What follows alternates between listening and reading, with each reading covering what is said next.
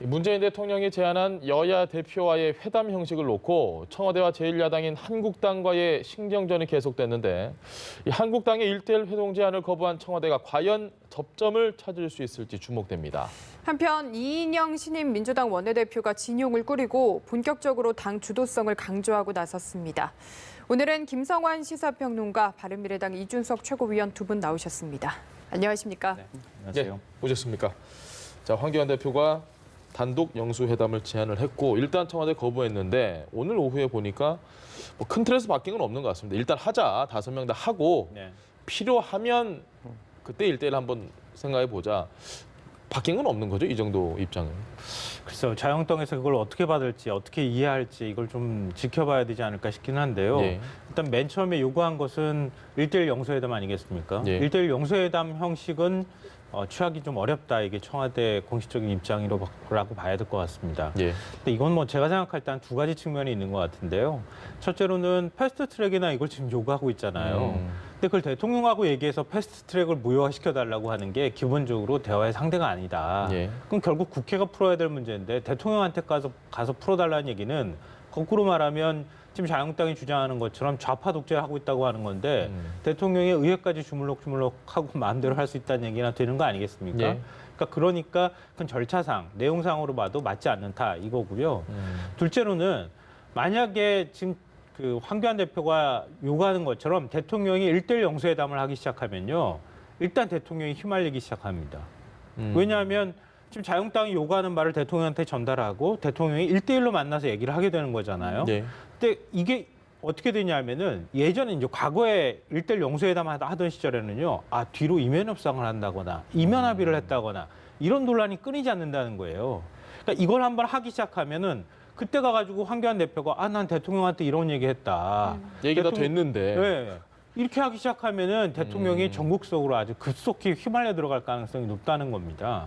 그러니까 청와대 입장에서는 1대1 영수회담하기가 굉장히 부담스럽고 또 시대가 바뀌었기 때문에 바뀐 시대에 맞춰서 1대1 영수회담을 통해서 이런 식으로 전국을 대통령에 좌지우지하고 그걸 자칫 잘못하다가는 야당과 대통령의 구도가 만들어지는 것은 바람직하지 않다. 이건 뭐 청와대에서 계속 얘기했던 것처럼 민주주의 원래도 맞지 않다. 이런 생각을 하고 있지 않을까 생각합니다. 알겠습니다. 그러니까 청와대가 일단 받아주기 시작하면 휘말릴 수 있다는 말씀이신데요. 이 의원님 생각은 어떠십니까? 원래 야당 대표가 되면 전부 다 대통령이랑 1대1 구도로 만나고 싶어 합니다. 예. 그래가지고 본인의 차기 대선 주자로서 입지를 강화하고 싶어하는 측면이 있는데 사실 과거에 뭐 민주당도 뭐 일 있으면 박근혜 대통령을 찾았지 언제 이정현 대표 찾았습니까? 그렇기 때문에 그것은 뭐 동일한 상황이다 이렇게 보고요. 예. 저는 이번에 근데 대통령께서 5당 대표 이제 회담을 제의하셨는데 사실 그 부분 같은 경우는 황교안 대표 입장에서는 선뜻 그 원한 그대로 받기는 어려웠을 겁니다. 네. 왜냐하면 지금 아까 언급되었듯이 패스트트랙 국면 하에서는 야 4당이라는 체제로 지금 묶여 있거든요. 네. 그렇기 때문에 야 3당과 그 민주당까지 4당이 같이 묶여 있는 형태이기 때문에 그 안에서 황교안 대표가 지금 장외투쟁의 원동력으로 삼고 있는 패스트트랙 철회를 논제로 삼는다는 건 불가능했을 테니까요. 네. 그래서 아마 뭐 이런 취지에서 그런 요구사항이 서로 엇갈렸던 게 아닌가 싶은데 지금 청와대에서 5당 회담 먼저 하고 나중에 1대1 회담을 하자고 예. 하는 것도 예. 제 생각에는 황교안 대표 입장에서는 받았을 때 대선 주자로서의 본인 입지는 올라가겠지만은 적어도 선행될 것으로 예상되는 5자 회담에서 패스트트랙 관련해 가지고 본인의 입장이 상당히 약화될 수 있다 이런 생각 때문에 고민이 좀 깊어질 거로 보입니다. 알겠습니다. 네, 저희가 정치권 이슈를 좀 알아보고 있는데 조금 전에 전해드린 김학의 전 차관 구속영장 청구 관련한 이야기도 좀 해보도록 하겠습니다. 자, 본인은 윤준천 씨도 모르고 동영상 속 인물도 내가 아니고 뭐 다 전면 혐의를 지금 부인하고 있는 것 같습니다. 좀 어떻게 보세요? 그러니까 지금 그 김학의 전 차관의 경우에는 만약에 본인이 안다고 하는 즉시 그 순간부터 이번 그 페이스에 다 휘말려 들어가는 거죠. 예. 예를 들면은 그 동영상 속 남자가 자기라고 하면은 곧 윤중천 씨하고 연결이 될 거고 윤중천 씨하고 일종의 거래가 됐다고 윤중천 스스로 지금 얘기를 하고 있기 때문에 네. 그런 모든 것들이 이미 공소시효가 거의 다 됐다고 하는 사실을 알고 예. 완전히 전면 부인하는 전략을 쓰고 있지 않나 싶은데요. 그러니까 검찰이 그러면 그 논리를 어떻게 깰 것인가 이게 문제가 되는데 현재로서는 깰 수 있는 수단이 뇌물밖에 지금 없지 않습니까? 네. 그러니까 남아있는 공소시효는 뭐 뇌물밖에 없는 상황이기도 하니까요. 그래서 뇌물 부분에 지금 집중하고 있는 상황인데 이것도 사실은 굉장히 검찰 입장에서 좀 고민스러울 겁니다.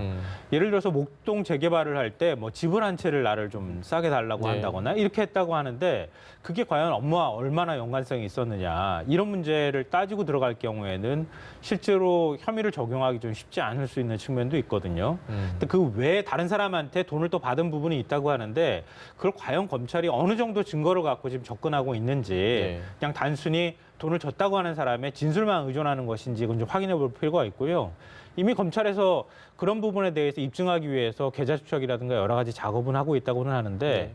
어디까지 좀 확인했는지를 아직까지 확인할 수가 없어서 그러니까 과연 나중에 구속영장을 청구한다 하더라도 실제로 구속이 될지 여부는 현재로서는 좀 미지수가 아닌가 싶습니다. 알겠습니다. 그리고 지금 또 성관계 피해 여성이 다시 본인이 아닌 것 같다라고 재반복을 했더라고요. 이 부분도 난항일 것 같아요. 그러니까 기본적으로 정치적으로 이렇게 사건이 비화되게 되면은 어느 정도는 이제 피해자라 하더라도 예를 들어 여기에 대해서 부담을 느끼는 경우가 생기기도 하고요. 두 번째로는 이게 우리가 잘 알지만 그 특히 좀 성 관련된 부분 같은 경우는 네. 적용된 혐의도 여러 번 바뀌지 않았습니까? 그러다 보니까 이 부분에 대해 가지고 여성이 이제 진술을 한다 하더라도 거기에 대해서 나중에 본인이 어느 정도 또다시 이제 진술에 대한 책임을 져야 되는 부분이 생길 수도 있습니다. 그렇기 때문에 그런 부분이 지금 부담으로 작용할 수밖에 없을 정도로 사실 시일상으로 굉장히 오래된 것이기 때문에 여성이 본인의 억울함을 호소한다 하더라도 그에 대해서 입증할 수 있는 방법들이 증거들이 제한되어 있는 경우도 있고 이 건이 이미 과거에 한번 다루어졌던 건이기 때문에 그래서 추가적으로 뭔가 확보되는 상황이 나오기도 어렵다는 상황 때문에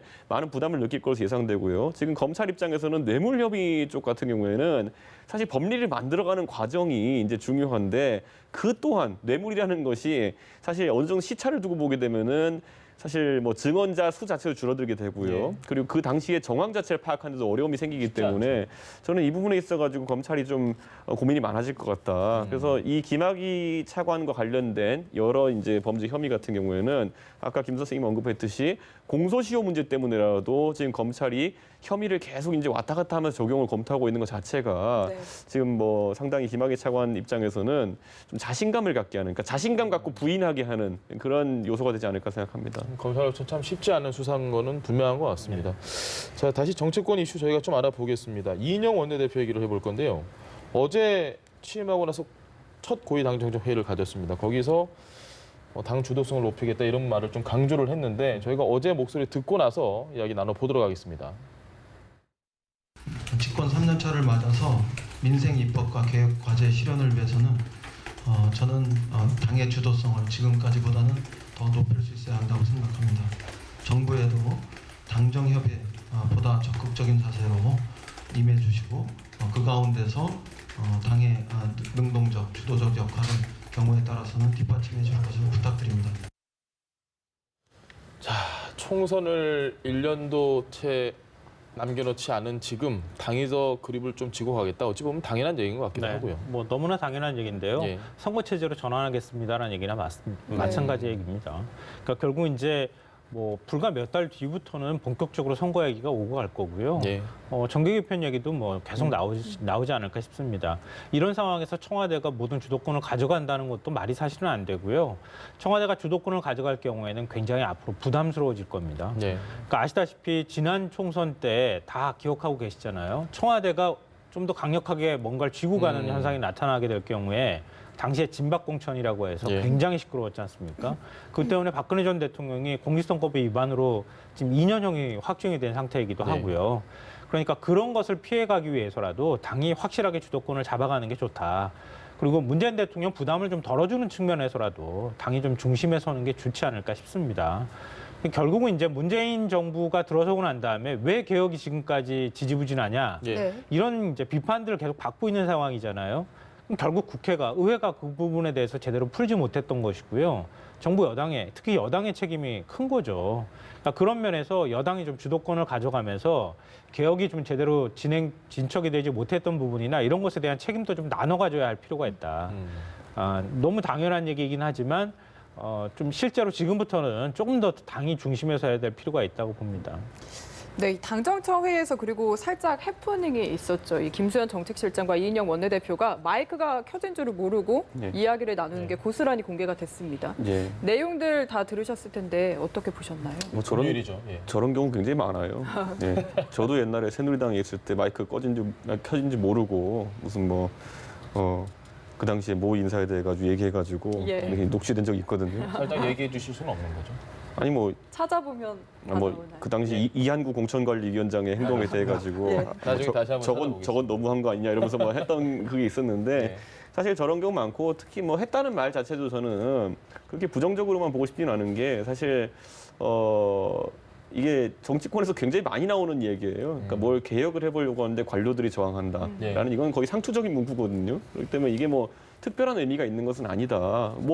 어린애들 버릇 없어, 요즘에도 버릇 없어 이런 수준의 그냥 정치권에서 오가는 이야기이기 때문에 그 내용보다는 그런데 다만 이제 그것 자체가 소위 말하는 정책 전환 능력 또는 개혁 동력의 상실을 지금 이제 자인하는 것 아니냐라는 이런 생각이 들기 때문에 그 부분에 있어가지고 앞으로 이걸 돌파하기 위해서 보통 두 가지 전략을 씁니다. 첫째로는 아까 말했던 당이 주도권을 가지고 당이 정책 전환을 먼저 제안하고 청와대가 약간 받아들인 형태로 가서 윈윈하는 경우가 있고요. 그게 안 되면은 이제 공포 정치라고 하기 좀 그렇겠지만은 청와대가 주도권을 잡으려고 이제 계속 관료 사회든지 당이든지 주도권 잡으려고 이제 좀 센 말들이 나오는 경우가 있거든요. 그 박근혜 정부 때 기억나는 게 배신의 정치 이런 거 아니겠습니까? 예. 그 당시에 유승민 원내대표가 증세 없는 복지는 허구입니다라고 한 건 뭐냐면은 재정 부담을 덜기 위해서 증세를 하도록 길을 열어드리겠습니다. 당이 이런 얘기했거든요. 그런데 거기서 박근혜 대통령이 배신의 정치다 이렇게 때려버린 거는 당신의 제안을 받지 않겠소. 그리고 당신은 그런 말 할 자격이 없어 이렇게 끄어버린 거거든요.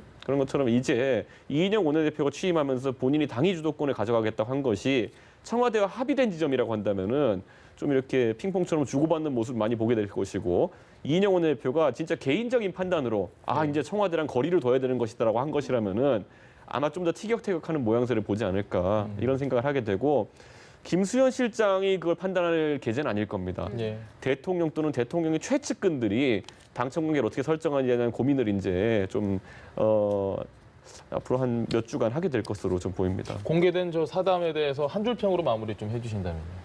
저 정도쯤이야. 저 정도쯤이야. 예. 자, 받아서 어떻게 생각하십니까? 한 줄 평으로 좀 얘기를 해주신다면 저 정도쯤이야로 나왔습니다. 저 정도쯤이야요. 근데 상당히 좀 심각하게 보고 있기 때문에 저는요. 예. 그러니까 상대를 설득하기 위해서는 먼저 추켜 세우고 들어가라. 제 얘기가 아니고요. 이건 철학자 플라톤이 한 얘기입니다. 예. 그러니까, 공무원들, 그러니까 우리가 과거 역사에서 보면요. 프랑스 혁명이 일어났을 때 프랑스 혁명 끝나고 난 다음에 우리 레미제라블 영화에도 나오는 것처럼 혁명 끝나고 났는데 하나도 세상에 바뀌지 않았어. 네. 이런 얘기를 한단 말이에요. 한탄을 해요. 그러니까 우리가 촛불혁명이라고 얘기하지만 촛불혁명의 에너지를 가지고 현 정부가 출범했고 현 정부가 출범했을 때는 뭔가 좀 바뀌는 모습들이 나타났지만 한 2년쯤 지나고 나니까 일종의 반작용 같은 반동의 흐름들이 나타나는 거 아닌가 싶어요. 그러니까 익숙한 곳으로부터 탈피하거나 익숙한 곳으로부터 벗어나야 되는데 예. 다시 그로 되돌아가는 거예요. 그러니까 정치가 변하지 않는 모습들이 나타나거나 공무원 사회가 변하지 않는다는 거죠. 그러니까 이럴 때 그러면 어떻게 해야 되느냐. 막 힘으로 막 찍어 눌러야지 되는 거냐. 그건 아닐 거라는 거죠. 그러니까 다시 그것을 뭔가 좀 정리할 필요가 있다고 하는 것을 보여주는 거라고 저는 생각해요. 예. 그러니까 2년 지났는데 이미 다 끝난 것처럼 공무원들이 지금 태도가 그런 상황이야. 이거 심각한 거 아니야라고 지금 얘기한 게 맞다면 예. 그러면 뭔가 좀 공무원 사회를 다시 잡을 수 있는 그런 이제 기회를 만들거나 계기를 만들 필요가 있다고 하는 거고요. 이거는 공무원 사회에도 굉장히 큰 책임이 저는 있다고는 생각하지만 청와대나 정부 또 여당에도 굉장히 책임이 있다고 생각합니다. 그러니까 뭐냐 하면은 진격 앞으로 하는데 어디로 달려가야 될지 모른다는 거예요. 지금 공무원들이 우왕좌왕하거나 아니면은 무사한 일에 빠진 것처럼 모습이 나타나는 것은 어디로 달려가야 되는지 모르기 때문일 수도 있다. 그러니까 이럴 때 어디로 달려가야 되는지 목표를 정확하게 제시하고 공무원들한테 이렇게 가라라고 뭔가 설득하거나 대화하거나 얘기하는 과정이 필요하다고 봅니다. 그러니까 지난번에 문재인 대통령 취임 2주년 특별 담화 볼 때도 제가 가장 아쉬웠던 점은 좀 자신감 있게 좀 했으면 좋겠다. 예. 그러니까 막 수세적으로 뭔가를 대답하고 우린 이렇게 하고 있습니다. 왜 자꾸 이렇게만 합니까? 라고 생각하지 말고 아직은 우리도 할 일이 많습니다. 이렇게 더 해야겠습니다라고 얘기하기를 원한다는 거예요, 국민도. 그러니까 공무원한테도 그런 자세를 좀 취했으면 좋겠다는 겁니다. 근데 저는 이제 지켜봐야 될 것이 이제 문재인 정부에서 결국에는 그러니까 도덕적 우위라는 가치를 굉장히 세게 내세웠어요. 예. 그러다 보니까 우리는 무슨 항상 말끝마다 우리는 촛불 혁명으로 국민들의 염원을 받아서 이 일을 한다라고 하는 것은 듣기에 따라서는 굉장히 전문가들한테는 거부감이 드는 이야기입니다. 그러니까 예를 들어 재경부 공무원 입장에서 내가 평생 국가의 재정을 다뤄왔고 나는 여기 대해서 책임감을 가지고 근무해온 사람인데 와가지고 이 정책을 갑자기 우리가 엄청난 이제 촛불 혁명의 힘을 바탕으로 네 전문성보다는 우리가 하는 게 옳아 이렇게 이야기하는 순간부터 관료 사회는 반발할 수밖에 없는 거거든요. 이 사람들이 전문성이 부족해서도 아니고 개혁성이 부족해서도 아닙니다. 왜냐하면 애초에 접근 방식을 그렇게 가져가 버리면은 독선으로 비춰질 수가 있거든요. 저는 예전에 보면 우리 한번 기억하는 논란이 뭐냐면은 국채 발행에 대해 신재민 사무관과 논쟁이 붙었을 때 저는 뭐 신재민 사무관의 행동 자체에도 뭐 지적할 수 있는 부분이 있다 보지만은 반대로 그 사무관, 공부 열심히 해서 행시 붙은 사무관 하나를 설득 못 해가지고 국가적으로 그 사단이 난 거 아닙니까? 그 국채 발행이라는 거는 실제로 정책적 판단인데 그 안에서 실무자 하나 설득 못 해가지고 실무자도 납득 못하는 상황이 있었기 때문에 그게 공개적인 어떤 공익 제보로 나오고 한 거 아닙니까? 저는 그런 거 있어가지고 물론 이제 좀 젊은 사람들이 하는 것에 대해 가지고 경험이 부족하다 판단할 수 있고 이렇게 하겠지만은 기본적인 자세 자체가 우리는 위대한 촛불 혁명군이다라는 자세로 계속 말을 하게 되면은 듣는 사람 입장에서 나는 뭔데 그러면 나는 행시 붙은 사람이야 이렇게 나올 수도 있는 거거든요. 그러니까 저는 그 자세 자체는 절대 가지면 안 되는 것이고 김수현 정책실장이 한 말이 저는 그 맥락이라고 보진 않습니다. 하지만은 그렇게까지 번지지 않았으면 하는 생각입니다. 그것만 제 경험담이기도 한데요. 노무현 정부 시절에 공무원들을 제일 설득하면서 공무원들의 자발성을 제일 중시했어요. 그래서 워크숍도 하고 공무원 사회를 뭔가 변화시켜보자. 그러니까 강제적으로 인위적으로 공무원 사회를 변화시키는 게 아니라 공무원 스스로 변화할 수 있도록 하자고 하는 그런 움직임이 굉장히 많았거든요. 그래서 많은 변화가 있을 줄 알았어요. 근데 이명박 정부 시절에 제가 부처 사람들을 만났을 때 아주 변하는 게 며칠이 안 걸리더라고요. 다시 돌아오는 다시 돌아가는 게 며칠이 안 걸리는 느낌을 받았어요. 아, 청와대에서 해라고 하니까 오히려 노무현 정부 시절보다 더 잘 움직이는 거예요. 아, 공무원 사회가 이게 뭔가 도대체 어떻게 움직여야 되는 게 공무원 사회인 것인가? 한쪽은 틀린 말을 했고 한쪽은 맞는 말을 했나 보죠. 그걸 알았어요. 뭐 개인적인 느낌이시니까. 그걸 지켜보면서 야, 공무원 사회는 그럼 어떻게 움직여야 하는 것인가? 과연 설득이 되는 사회인 것이냐? 아니면 지시에 의해서 상명하복으로 움직여야 하는 것이냐? 공무원들한테 어디까지 자발성을 요구해야 되는 것인가? 그러니까 제가 그렇게 공무원 사회를 움직일 만한 위치에는 있지 않았기 때문에 제가 바로 옆에서 같이 일을 하면서 봐서 그걸 오히려 더 실감나게 봤을지 모르겠어요. 그리고 난 다음에 이명박 정부 시절에는 공무원 사회가 너무 잘 움직였다는 얘기가 있었거든요. 그리고 박근혜 정부 시절에도 아마 그 방식에서 크게 저는 탈피하지 않았을 거라고 보거든요. 근데 문재인 정부 들어서서 과연 어떻게 하고 있는가? 공무원 사회가 움직이지 않은 원인이 무엇인가? 과연 위에서 아래로 제대로 찍어 누르지 않아서인가? 아니면 공무원 사회도 이미 사회가 바뀌는 것만큼 바뀌었는데 자꾸 찍어 누르려고만 하기 때문에 안 움직이는 것인가? 한 번쯤 우리가 되돌아봐야 한다는 거죠. 좀 심각하게 한번 좀 고민해 볼 필요가 제 있다고 생각에 생각해요. 지금부터 공부를 더 열심히 하면 될 것 같아요. 공무원들을 논리로 제압하실 정도로 정책적인 어떤 공부를 더 해가지고 예를 들어 소득주도 성장 같은 경우에 지금 전 무슨 학자들과 지금 공무원들이 거기에 대해 가지고 불편한 기색을 표출하고 있는데 아까 그거 아닙니까? 우리는 위대한 촛불혁명군. 이거로 하면 안 돼요, 제 생각에는. 아니 그건 아니고요. 공무원 사회는요. 아니되옵니다를 제일 많이 하는 사회예요. 관료체 그걸 자체 조금 바꿔가는 작업을 해야 한다는 세종대왕이 집현전을 꾸리려고 그들보다 열심히 공부했기 때문에 그 사람들 데리고 정치할 수 있었던 거예요. 세종대왕까지 올라올 줄 몰랐는데 관료제 이 한계나 위기를 저희가 다시 하려면 몇 시간이 부족할 것 같습니다. 주제를 좀 바꿔보겠습니다. 어쨌든 뭐 일 안 하는 건 국회가 제일 안 하는 것 같기도 하다라는 말씀을 드리면서 주제를 바꿀게요.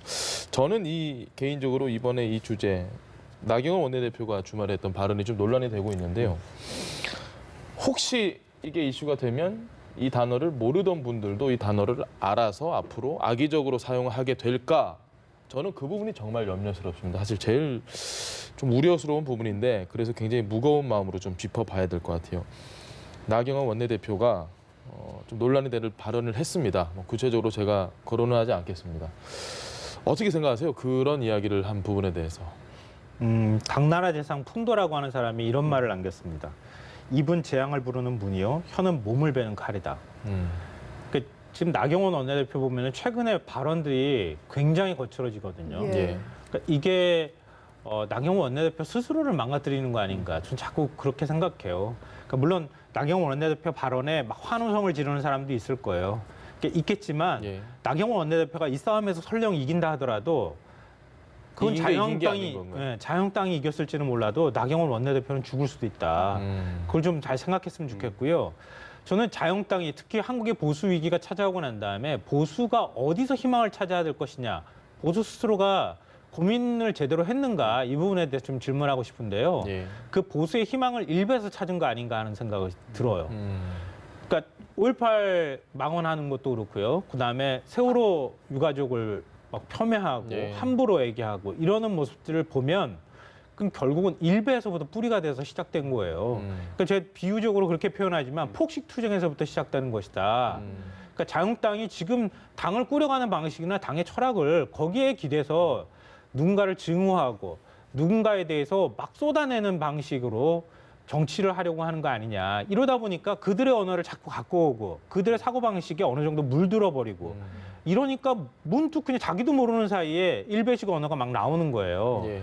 그러니까 만약에 나경원 원내대표가 이 말의 의미를 알고 썼다 그러면은 진짜 그거는 뭐 어떻게 설명이 본인은 불가능한 거 일단 아니겠습니까? 전혀 모르고 썼다고 얘기를 저는 했으니까. 전혀 모르고 썼다고 하는 것도 그 사고방식에 젖어버렸다는 거예요. 이거는 본인이 여성 국회의원으로서 예. 중진 의원으로서의 최소한의 책임성조차도 이 책임의식도 갖지 못한 발언이라고밖에 볼 수가 없어요. 알겠습니다. 그러니까 뭐 당나라 재상 뭐 풍도까지 가지 않더라도 대한민국의 그 당 대표까지 지내시고 요즘 인기 유튜버 하시는 그 홍준표 대표도 예. 여기에 대해 가지고 보수의 품격을 떨어뜨린 일이라고 지적을 아, 홍 했어요. 대표도 직접? 예, 방금 전에 하셨습니다. 아. 그렇기 때문에 저는 뭐 이게 자유한국당이 자정 능력이 있다는 의미가 아니라 예. 근데 이게 지금 그 정도로 보수 진영이 지난 한 제가 봤을 때 한 4년 정도 사이에 3, 4년 사이에 탄핵 국면 이후로 낙말 프레임에 많이 엮이고 있습니다, 실제로. 예. 근데 그 전까지는 오히려 보수가 그런 쪽으로 엮이기보다는 뭐 진보 쪽에서 우리가 잘 알지만은 뭐 60대 이상은 투표하지 말라부터 해서 이런 어떤 비하 파문이 보통 많이 일었었거든요. 근데 이게 저는 어느 쪽이 선하고 악하고 이런 게 아니라 어느 시점에 야당이 되어가지고 절박함을 이겨내는 과정 속에서 그것을 이제 제대로 대처하지 못하면은 막말로 나가고 이제 극단적인 표현을 당하는 것 같아요. 근데 자유한국당이 뭐 지난 9년 동안에 이제 여당 노릇하다가 이제 한 2년, 3년 이렇게 하는 과정 속에서 자기 정체성을 재확립하는 과정이긴 한데 그래도 이번에 발언 같은 경우에는 저는 이거를 알았으면은 알았는 대로 저는 참 그건 예. 문제고 예. 그거는 몰랐으면은 더 문제인 것이 뭐냐면은 그 표현을 나경원 원내대표에게 사실상 주입하는 사람들이 있다는 누군가가 것이거든요. 있었다는 얘기네요. 저는 지난번에도 제가 이제 최근에 제가 페이스북에 지적했지만은 수석 대변인이라는 발언 그거야 굉장히 정치적인 언어지만은 예. 수석 대변인이라는 발언을 본인이 진짜 그 블룸버그 기사를 읽고 본인이 인용한 것이라면은 아마 조금 더 자연스럽게 읽었을 거예요. 근데 그때 보면은 수석 부대임 그랬죠.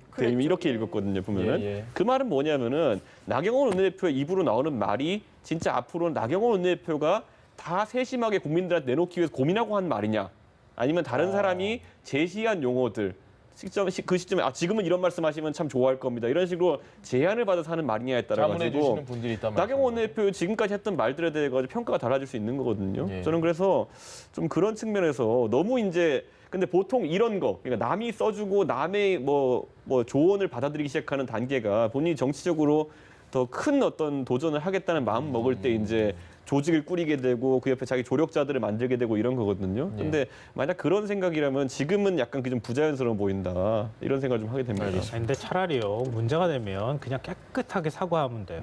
근데 깨끗하지 않게 사과해서 오히려 논란을 더 키우고 있잖아요. 예. 이 발언 나온 지 며칠 된 거예요. 예. 근데 계속 이 발언이 가잖아요.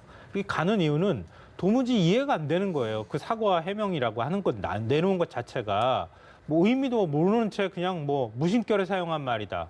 이렇게 얘기를 하니까 모르고 그 단어를 쓴 아니, 그러니까 이 건 단어를 모르는 사람이 훨씬 많아요. 잘 생각해 보세요. 예전에 보면 이 비슷한 일이 언제 있었냐면은 이회창 총재가 대선 후보 할 때 그때 가가지고 여고생들한테 강연하다가 갑자기 빠순이라는 단어를 씁니다. 네. 아, 그게 오빠 부대 같은 얘기. 오빠 부대 같은 빠순이라는 예. 의미로 젊은 세대에 다가가기 위해서 본인이 썼다고 하지만은 실제로 단어의 중의적 의미를 잘 모르셨던 거예요. 착각을 좀 하시는. 네, 근데 거군요. 우리가 봤을 때 이회창 총재 같은 분이 전혀 막말의 의도가 있었겠습니까? 그러니까 실제로 주변의 조력자 중에서 아 대표님, 총재님 이런 표현을 쓰시면 젊은 세대랑 교감하시는데 도움이 될 겁니다 해서 무비판적으로 수용하신 거였겠죠. 그런데 예. 근데 그런 것들이 그분은 대선 주자니까 당연히 조력자들이 많았고 그러다 보니까 그게 시스템화돼서 그렇게 됐겠지만은 나경원 원내대표는 제 생각에는 아직까지 제 생각에는 그런 시스템을 구축해야 한다는 인식을 할 단계는 아니거든요. 근데 뭔가 본인이 이제 자꾸 스윙이 커진다.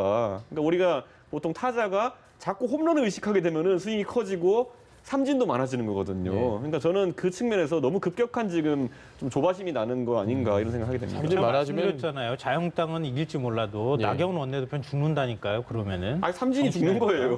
제가 봤을 때는. 그러니까. 예. 삼진 많아지면 보통 감독이 2군 보내죠. 이군 글쎄요. 언제 내년 총선 때 이군으로 갈지는 모르겠지만 예. 그러니까 사실은 정치인의 무기는 말이잖아요. 정치인이 뭐가 있습니까? 토론하고 대화하고 협상하고 다 말로 하는 거 아니겠어요. 근데 그 말이 누군가에게 증오심을 불러일으키거나 누군가의 증오를 불러일으켜서 오히려 사람들의 국민의 갈등을 불러일으키고 또 본인 스스로가 그걸 말했다는 것 때문에 자기의 존재감까지 망가지거나 아니면 잘못된다고 하면은 정말 조심해야 되는데 앞서 말씀하셨던 것처럼 그렇게 얘기했을 가능성도 저는 있다고는 보는데요. 그러니까 제가 말씀드리다가 이제 끊어졌던 게 네. 그러면 깨끗하게 사과해야죠. 깔끔하게. 그냥 깔끔하게 사과해야 되는 거예요. 깔끔하게 사과하고 그게 그냥 해프닝 그리고 넘어가야 되는데 깔끔하게 사과를 못 하는 거예요. 그걸 사과하면은 감당을 못 할 것 같으니까 자꾸 둘러가잖아요. 지난번에 반민특위 얘기했다가 친일이라는 논란 막 일어났잖아요. 그러니까 반문특위라고 또 말을 바꿨어요. 예. 어떻게 반민특위하고 반문특위를 며칠 헷갈릴 있다가 수 또 있어요. 바꿨죠. 그러니까요. 그러니까 이런 사고 방식이나 이렇게 하는 것 자체가 자기를 오히려 길게 끌고 가고 자기를 보호하는 것이 아니라 자기를 오히려 해할 수 있다. 그러니까 차라리 이번 기회에 지난번에 그걸 좀 반면교사 삼아서 이번에는 차라리 더 확실하게 깔끔하게 사과했더라면은 아마 논란을 좀 그치고 그리고 난 다음에 좀 더 조심하는 모습을 좀 보여주면 될 텐데 별로 뭐 그런 학습 효과가 없어 보여요. 저는요, 제가 볼 이렇게 때는. 저는 제 주변에서도 보면요. 저한테 정보를 주는 많은 분들이 있겠죠. 근데 그 정보를 주는 분이 한두 번 정도 이제 잘못된 정보를 주시기 시작하면 좀 신뢰도에 대해 굉장히 의심하게 되거든요. 예. 그러니까 이 조언이라는 거, 지난번에 얘기했던 반민특위를 그 상황에서 언급하도록 만약 조언하거나 아니 지금 상황에서 이 문제의 단어를 만약에 알려준 사람이 있다고 네. 한다면은 전 나경원 원내대표가 더 이상 이제 홈런 노리고 헛스윙하기 전에 이런 조력자들부터 어쨌든 정리를 해야 된다. 이게 항상 정치인들의 문제거든요, 보면은. 그러니까 저는 그 측면에서 이번에 저는 솔직하게 말씀드리면 이걸 알고 문재인 대통령 지지자들을 자극해서 이득을 얻겠다는 방식으로 했다 그러면 그건 정치인으로서의 판단력이 아주 심각한 문제가 있는 거고요. 그건 아니라 저는 나경원 원내대표가 모르고 썼다는 해명이 맞다 보고요. 그렇다면은 아니 제대로 알아보지도 않고 그 사람이 말했다는 것만으로 받아가지고 모르고 쓸 정도이면은 신뢰관계가 있는 분일 텐데 그분에 대해서 이번에 좀 처리를 하셔야겠다. 안 그러면 계속 헛스윙 나올 거다 이런 생각합니다. 평론가님 하셨던 얘기 중에 자유한국당은 이길 수 있을지언정이라는 부분이 있어서 네. 이런 발언들이 한국당에 정치적 이득이 있다라고 판단할 수 있는 요소가 있습니까? 그러니까 일종의 증오의 정치는요 사람들을 결속시키는 효과가 나타나요. 예. 그러니까 트럼프 대통령이 왜 대통령이 당선됐느냐, 당선된 그 어떤 뭐 이유, 많은 이유가 배경에 있겠죠. 대해서 막 굉장히 많은 사람들이 분석했잖아요. 예. 그 분석했을 때 가장 뭐랄까 설득력을 가졌던 분석 중에 하나는 그러니까 미국 사회에서 불만이 많았던 사람들 그런 네. 사람들이 그냥 술 마시면서 막 누구 싫어 뭐해 이렇게 술자리에서 나오는 얘기들을 대통령 후보라는 사람이 갖고 나오는 거예요. 내가 당신들보다 더 잘 싸울 수 있습니다. 그러면서 막 피를 막 흘려가면서 싸워주는 역할을 하는 거예요. 그러니까 그런 사람들이 미국 사회에 굉장히 다양한 원인들도 있고 문제점도 있는데 그런 사람들한테 얘기하는 거예요. 저쪽이 당신들을 이렇게 만든 사람이야. 그게 이민자들이고 그런 사람들이잖아요. 그러니까 모든 원인을 그런 방식으로 돌려버리는 거예요. 그러니까 이렇게 하기 시작하면 결국 미국 사회도 지금 굉장히 극심한 분열에 시달리고 있지 않습니까? 예. 그러니까 그러면서 자기의 어떤 지지층을 넓혀가고 그런 사람들한테 일종의 카타르시스를 주는지는 모르겠지만 나중에 가가지고는 그게 과연 성공한 정치로 평가받을 수 있을 것이냐 이런 거고요. 그러니까 특히나 트럼프 대통령은 대선 후보였고 지금 대통령이 됐으니까 뭐 대통령 10번 하는 건 아니니까 그렇게 할 수 있겠지만 나경원 원내대표는 나중에 대선 꿈을 만약에 꾼다 그러면 네. 지금 지금 한 이게 나중에 가가지고 상처가 돼서 돌아올 가능성이 굉장히 예. 높다는 거죠. 그런 면에서 뭐 조심해야죠. 노인비하고도 잘하던데 뭐 대선 후보 보니까. 네, 이슈 좀 넘겨보겠습니다. 바른미래당이 신임 원내대표 뽑아야 하거든요. 예. 근데 지금 합의 추대 이야기도 나오더라고요. 합의 추대 이야기는 그 지난 주말을 기해 가지고 사라졌습니다. 이제 오늘 경선 후보 2명이 이제 확정되었고 예. 아직까지 후보 등록 기간이긴 합니다만 실제로 2명일 거로 예상되고 그 2명이 아마 경선을 통해 가지고 진검승부를 벌일 것이다. 근데 지금 이제 언론에서 보는 구도는 소위 말하는 손학규 대표의 잔류를 희망하는 쪽을 김정식 후보 쪽으로 분류하는 것 같고 예. 그리고 손학규 대표의 즉각적인 퇴진을 이제 걸고 나선 쪽이 오신환 후보 쪽이다. 이렇게 아마 분류하면 편할 거로 보입니다. 민주평화당은 오늘 유성엽 원내대표가 선출이 됐는데 뭐 지역구 의석 좀 더 늘리는 쪽으로 지금 얘기가 나오는 것 같고 네. 바른미래당도 새 원내대표 뽑히면 패스트트랙에 제동이 또 걸릴 가능성도 높고 앞으로 전국 어떻게 예상하세요? 아니요, 이런 패스트트랙까지는 못 건드릴 거라고 생각하고요. 예. 그걸 건들기 시작하면은 그 파장을 어떻게 감당하겠습니까? 그리고 뭐 어느 쪽이 된다 하더라도 지금 연동형 비례대표자가 바른미래당의 앞으로의 미래라든가 이런 거에 있어서 결코 나쁜 선거구제는 또 아니잖아요. 예. 그리고 그 선거구제가 갖고 있는 함의가 뭔지도 잘 알고 있기 때문에 저는 패스트트랙을 뭐 무효할 거라고 생각하지는 않고요. 결국 이제 그동안에 논란이 많이 됐던 건 충분히 대화하거나 충분히 합의하는 과정이 없을 테니까 충분히 합의하는 과정을 좀 밟읍시다라고 해서 주도권을 가져가야 되는 거죠. 그러니까 바른미래당이 지금 주도권을 그동안에 뭐 행사를 해왔지만 그게 국민의 눈에 신뢰감 있게 행사했다고 보이지 않았다는 거잖아요. 네. 그러니까 새로운 원내대표가 그런 걸 다시 한번 좀 정리해가는 작업을 하면서 바른미래당의 존재감을 좀 부각시킬 필요가 있을 거라고 보고요. 그 과정에서 손학규 대표하고 또 지나치게 충돌하는 것은 저는 그렇게 바람직해 보이지는 않아요. 지금 뭐 5월이고 추석이면 한 4달밖에 안 남았잖아요. 그러니까 그때까지 지지율을 올리는 게 일단은 급선무이고 그때 그걸 정리해 가면서 지도부 교체라든가 이런 것들을 좀 같이 얘기해도 되지 않을까 그런 생각 저는 그렇게 생각하는데 모르겠어요. 9월에 10%면요. 거기 도달하는 게 문제가 아니라 그때 이미 사람들 마음이 싱숭생숭할 겁니다. 9월이면은 선거 이제 7개월 전이고 그렇다면은 그러니까 애초에 그 목표치 자체가 굉장히 기괴한 수치거든요, 보면은. 9월에 10%면 망한 겁니다, 그때 되면은. 근데 그 상황에서 그걸 목표치로 삼고 내 진퇴를 거기에 맞추겠다고 한 것 자체가 예. 구성원들 사이에서는 굉장히 특이하게 받아들여지고 있고 저는 그래서 뭐 그게 유의미한 어떤 분기점이 될 것이다라고 보기보다는 지금 보면 사개특위에도 보면은 지금 뭐 권은희 의원안이랑 원래 원안이랑 해서 두 가지가 지금 동시에 올라가는 상태거든요. 그러니까 패스트트랙도 아직까지 제가 봤을 때는 논의할 지점이 많고 그러다 보니까 그 잘못된 사보임이나 이런 걸 되돌리는 것이 앞으로 좀 논란이 될 것이다. 저는 이런 생각하게 됩니다. 알겠습니다. 네, 알겠습니다. 김성환 시사평론가 바른미래당 이준석 최고위원과 함께했습니다. 말씀 잘 들었습니다. 네, 고맙습니다.